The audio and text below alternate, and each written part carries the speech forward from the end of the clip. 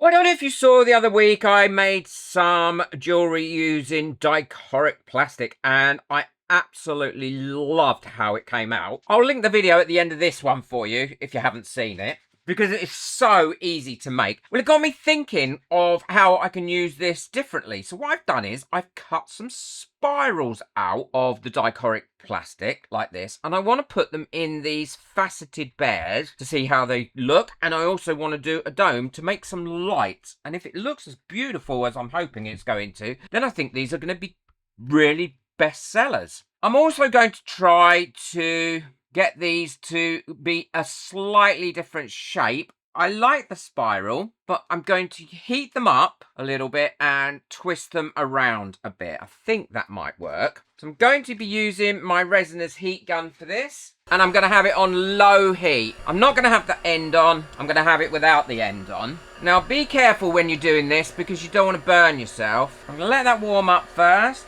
Yep, that's got quite warm. And now all I'm going to do is heat the plastic up and get it into some different shapes. And it does heat up and move around quite easily, actually. A lot easier than I thought it was going to. So now what I'm going to do is let those cool right down so they stay in the shape that I've put them. I've still got them where I haven't done that too as well, because if I don't like the shapes, then I can just use those ones. Well, I've been sitting here thinking for a while about how best to put these into the mould. Now, I've used lots of different ways. I thought, shall I use a stone? Shall I use another piece of resin? Shall I use a flower? But actually, what I'm going to use is my tried and tested method of UV resin. So just using a clear UV resin, and then popping this in there like that, and then curing that up, and hopefully that should stay in there. I did give all these a bit of a clean up first with alcohol, because when they come off my mat on the Cricut, they had some sticky left on them. Can you hear my air purifier has just kicked in really loud, and that's probably the alcohol fumes. Now, if you haven't got one of these, I really strongly recommend that you get one. They are amazing. As soon as I come into my studio, I turn it on. I set it to run for 2 hours after I've left the studio to make sure it clears everything out, especially if I'm leaving things curing in here. You see, that doesn't seem to have wanted stuck on that. What I have now got is a lump there. Maybe it will stick better. Now it's got a bit of resin on it. That seems to be working now. I'm going to pop a little bit more into that one. Bubbles in that one. Now I've got to try and get in there and get those bubbles out. There we go, that's those bubbles out. For this one, I'm going to put one of the scraggly ones in that I made and see how that comes out. Popping that in there like that. Making sure I've got it in the UV resin. And then curing that up. So that should be nice and cured now. I've got the one in the bear, but I also want to put these ones across here in the bear as well. So I'm going to use exactly the same method doing that. I'm going to put some on there.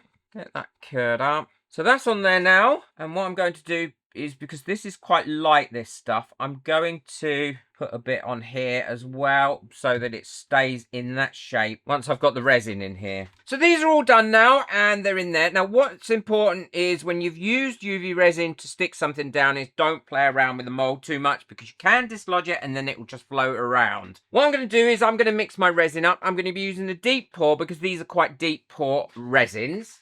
If you use the 1-to-1 on this globe and probably this bear, it is going to be far too much and it'll flash cure. Where this will take 48 hours to cure, but I'd rather do that. And also the other thing it'll do is if you flash cure it, you've got a higher chance of it yellowing really quickly and it trapping bubbles in. Now at the moment, unfortunately, because my pressure pot is broken, thank you to everyone that got me a coffee who's helping me save for my new one, I can't put it in my pressure pot because of it being broken. Oh, look, I was going to degas it, but I haven't even mixed it yet. Honestly, don't know what's going on half the time.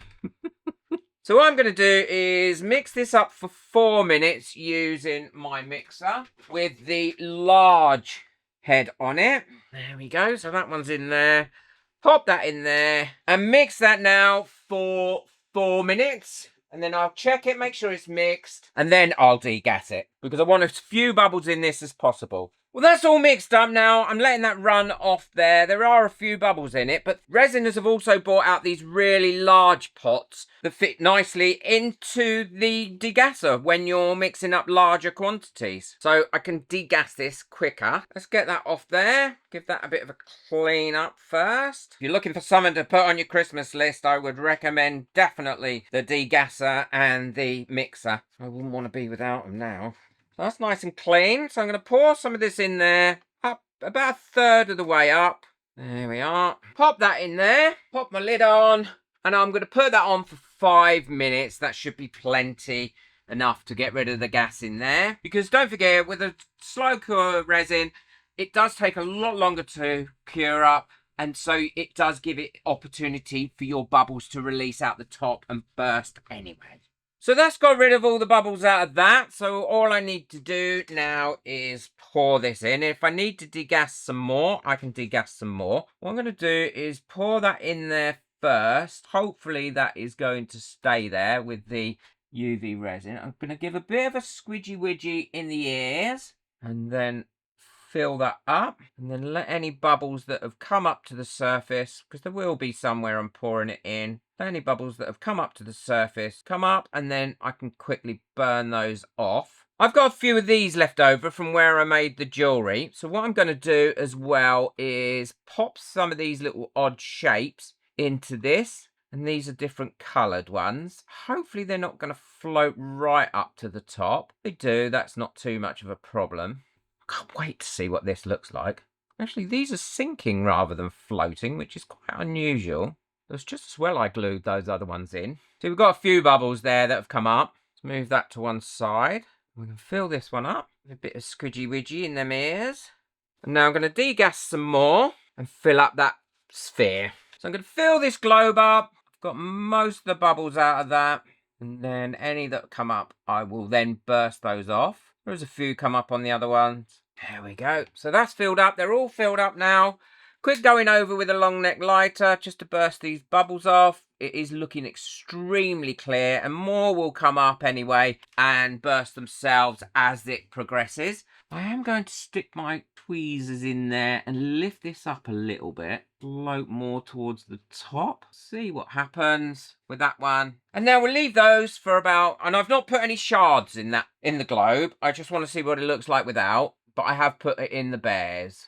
I'll come back to this in about half an hour and burst any more bubbles that have come up to the top off, and then we can take a look and see what it all looks like once it's all cured up. Well, these are all cured up now, and hopefully they'll have worked out. We will see. Let's get them out of the mould. Oh, that one's come out really pretty. And as you can see, we used the right resin. There's no bubbles in that whatsoever. It's released all those bubbles. And you can't see where I glued it to the top either. So that's that one. And then we'll look what they look like with light underneath them. I don't know what it is. I have a thing about bears. He's come out cute as well. I wish I'd put a bit more in him. I only put a little bit in him, but he's still lighting really well. Let's look at this one. This is the one I put all the shards in as well. They sank to the bottom, which was really unusual. It's good to know going forward if I use this again. Oh, yeah. He has come out awesome. Look at that. Look at the light refracting in there. These are the lights I like to use. So let's pop him on.